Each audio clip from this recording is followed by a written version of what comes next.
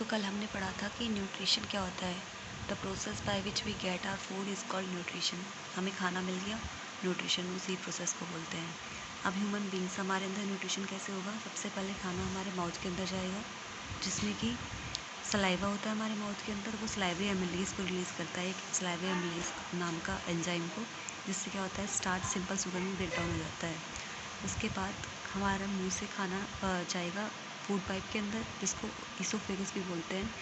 उसके अंदर कुछ पेरिस्टालिक मूवमेंट होती है, मतलब कॉन्ट्रैक्शन और रिलैक्सेशन के थ्रू खाना आगे जाता है, आगे मूव करता है और पहुंचता है हमारे स्टमक में।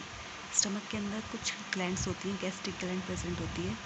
क्या करती है? एचसीएल रिलीज़ करती है, पेप्सिन रिलीज़ करती है और म्यूकस भी रिलीज़ होता है इसके अंदर। एचसीएल क्या करता है? एसिडिक मीडियम बनाता है, जिससे कि पेप्सिन जो है, जो प्रोटीन को डाइजेस्ट करने वाला एंजाइम है, वो काम कर सके अपना। ठीक है, उसके बाद एसिडिक मीडियम हो गया तो वो हेल्प करता है बैक्टीरिया को किल करने में भी। उसके बाद हमारा जो म्यूकस है वो क्या करता है? स्टमक की लाइनिंग को प्रोटेक्ट करता है, ताकि जो एसिडिक मीडियम हो चुका है ना एचसीएल, तो हमारे स्टमक को कोई भी हार्म ना पहुंचाए। ठीक है, उसके बाद खाना हो गया, पेप्सिन ने प्रोटीन को डाइजेस्ट कर दिया। उसके बाद फूड एग्जिस्ट करता है स्फिंक्टर मसल के थ्रू और पहुंचता है स्मॉल इंटेस्टाइन में। स्मॉल इंटेस्टाइन वो साइट है जहाँ पे क्या होता है, कंप्लीट डाइजेशन होता है कार्बोहाइड्रेट का, प्रोटीन का और फैट का। जितना भी हमारा जो फूड था वो कंप्लीट डाइजेशन उसका स्मॉल इंटेस्टाइन के अंदर ही होता है। अब आपको पता है स्टमक में एसिडिक मीडियम क्रिएट हुआ था, तो एसिडिक फूड्स जो हमारा आया है अभी स्टमक से, उसको हमें अल्कलाइन मीडियम में कन्वर्ट करना होगा।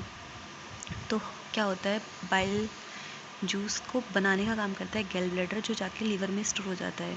तो इस टाइम पे लीवर क्या करता है, बाइल जूस को सीक्रेट कर देता है और अल्कलाइन मीडियम क्रिएट हो जाता है, जिससे क्या हो सके, स्मॉल इंटेस्टाइन में जो पेनक्रियाज है, पेनक्रियाटिक जूस रिलीज़ करने वाला है, तो उसका फंक्शन वो फंक्शन कर सके अच्छे से।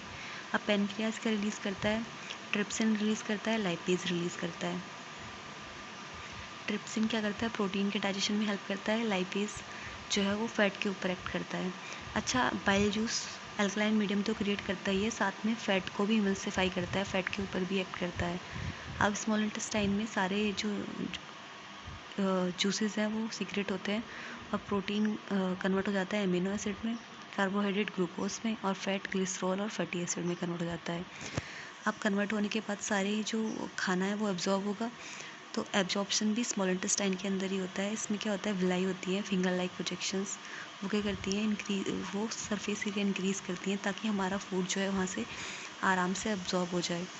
अच्छा, स्मॉल इंटेस्टाइन में ही के पास ही वो होता है, ब्लड वेसल्स का नेटवर्क होता है, जिससे जो खाना एब्जॉर्ब हुआ है वो सारा, उसके जो भी न्यूट्रिएंट्स से एनर्जी मिली है उससे हमें वो हमारी ब्लड स्ट्रीम में पहुंच जाता है। ठीक है, उसके बाद जो भी हमारा वेस्ट फूड है, अनएब्जॉर्ब फूड है, वो कहाँ जाता है? लार्ज इंटेस्टाइन के अंदर जाता है, जिसमें उसके अंदर कुछ सॉल्ट्स बचे होते हैं, कुछ ऑर्गेनिक मैटर बचा होता है, तो वो लार्ज इंटेस्टाइन एब्जॉर्ब कर देता है। अगर नहीं बचा होता है तो जो भी हमारा वेस्ट फूड है वो क्या होता है, एक्सक्रीट आउट हो जाता है एनएस के थ्रू। ठीक है, जितना भी वेस्ट खाना है वो एनएस के थ्रू बॉडी से बाहर निकल जाता है।